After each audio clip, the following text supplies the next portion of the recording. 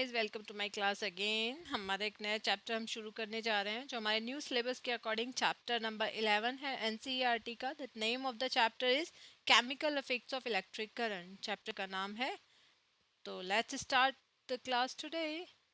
We have learned earlier that the material which allow electric current to pass through them are good conductors of electricity. हमने last classes में पढ़ा है वो material जो अपने अंदर से इलेक्ट्रिक करंट को पास होना अलाउ करता है, वो मटेरियल्स हमारे इलेक्ट्रिसिटी के गुड कंडक्टर्स होते हैं। On the other hand materials which do not allow electric current to pass through them easily are poor conductors of electricity।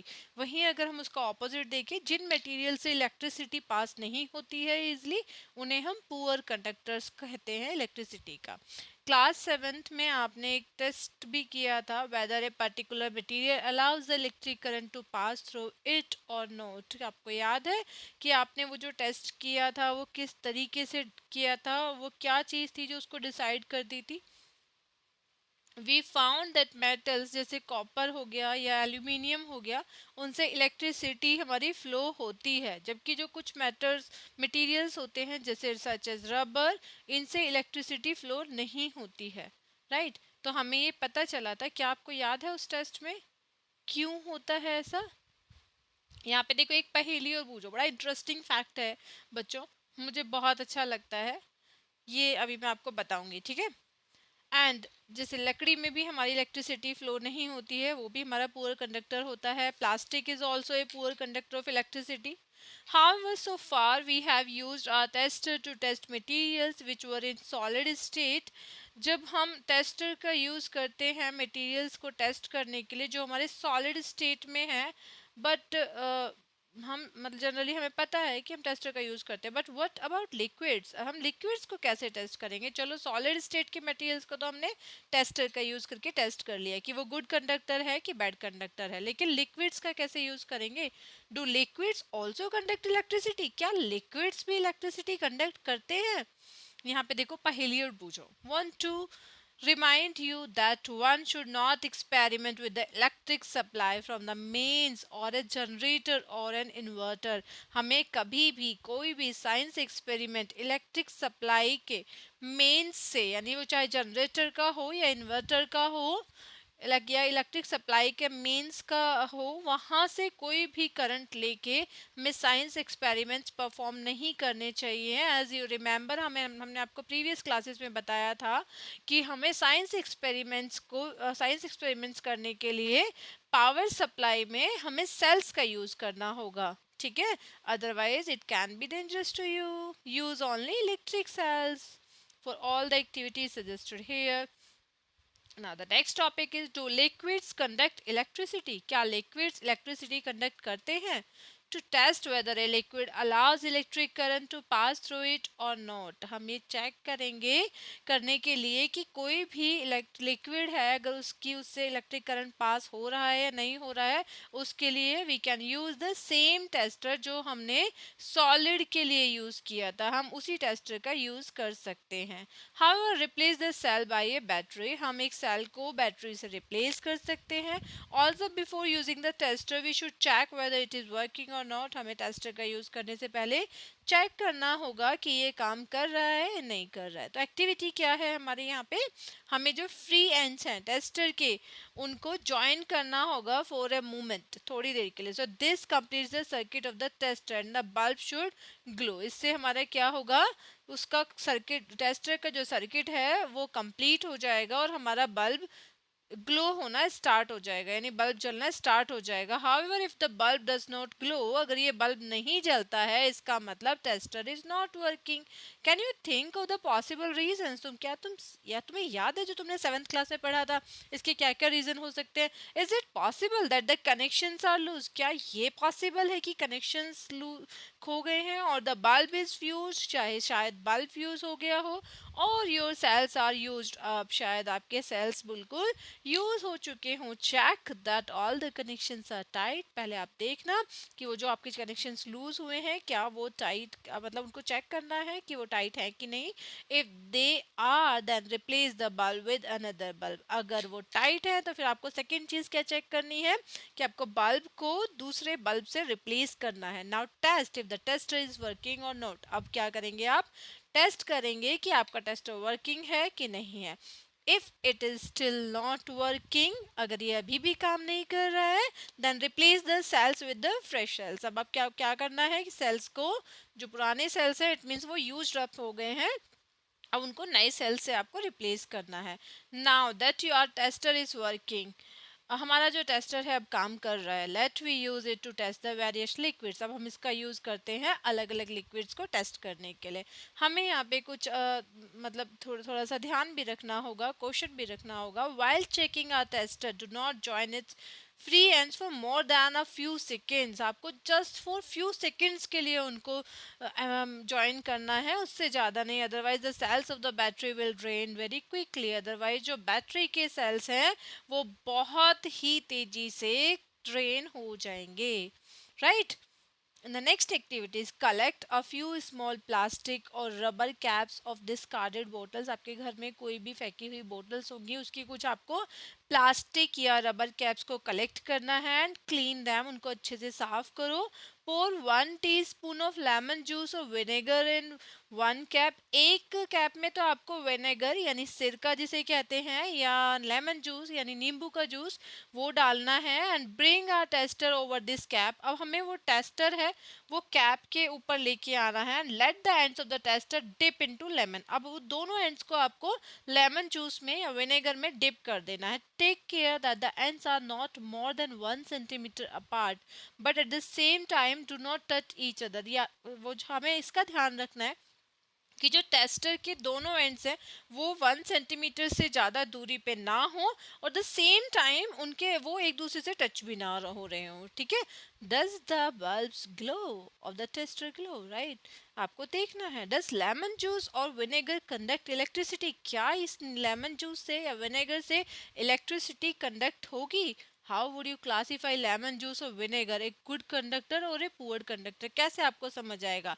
अगर ये बल्ब बच्चा बहुत ही लाइट मतलब बहुत ज़्यादा ग्लो करता है then it will be a good conductor of electricity. If अगर ये बल्ब है बहुत डिम ग्लो करता है तो ये हमारा पुअर कंडक्टर और बिल्कुल ना के बराबर हमारा डिम करता है। When the liquid between the two ends of the tester allows the electric current to pass, क्योंकि हमने क्या किया है जो दोनों एंड्स हैं उनको टच नहीं किया, हमने उनको थोड़ा दूर दूर रखा है, ठीक है। अगर ये लिक्विड हमारा इलेक्ट्रिक करंट पास होना अलाउ कर देगा, ठीक है, तो हमारा सर्किट कंप्लीट हो जाएगा। The circuit of the tester becomes complete, the current flows in the circuit and the bulb glows, फिर हमारा इस सर्किट से करंट फ्लो होगा और हमारा बल्ब जलने लगेगा। When the liquid does not allow the electric current to pass, अगर इस लिक्विड से इलेक्ट्रिक करंट पास नहीं होता है यानी ये इलेक्ट्रिक लिक्विड अलाउ नहीं करता है इलेक्ट्रिक करंट को पास करना, the circuit of the tester is not complete and the bulb does not glow, फिर इसका मतलब यही है कि सर्किट हमारा कंप्लीट नहीं हुआ है और हमारा बल्ब अब ग्लो नहीं करेगा। In some situations even though the liquid is conducting, कभी कभी क्या होता है कि जो लिक्विड है वो कंडक्टिंग है बट द बल्ब में नॉट ग्लो, वो ग्लो नहीं कर रहा है।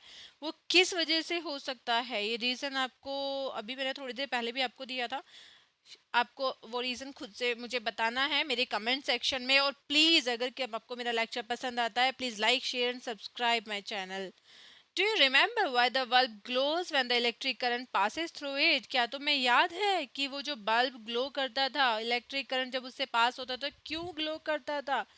Due to the heating effect of the current, वो जो बल्ब ग्लो कर रहा था वो करंट के हीटिंग इफेक्ट की वजह से कर रहा था बच्चा, क्योंकि जो फिलामेंट है बल्ब का वो हीट हो जाता था हाई टेम्परेचर पे। एंड जब कोई चीज़ इवन सिंपल आप घर में कोई आयरन का कोई भी एक नेल ले लो, उसे बहुत ज़्यादा गर्म करोगे तो वो भी रेडिश रेडिश ग्लो होना स्टार्ट हो जाएगी। लेकिन ये जो हमारा फिलामेंट है वो टंगस्टन का बना हुआ होता है, वो बहुत ही ज़्यादा वाइट ग्लो करने लगता है, ठीक है। However, if the current through a circuit is too weak, अगर ये करंट बहुत वीक है, the filament does not get heated, वो जो फिलामेंट है वो बहुत ज़्यादा गर्म नहीं होगा, यानी sufficiently जितने पे वो ग्लो करे उतना गर्म नहीं होगा। And why is the current in the circuit weak? आप ये समझ सकते हैं वो करंट कब वीक होगा, जब हमारा कोई भी जो वो लिक्विड है, अगर वो if that is not the good conductor of electricity, तभी तो होगा ना।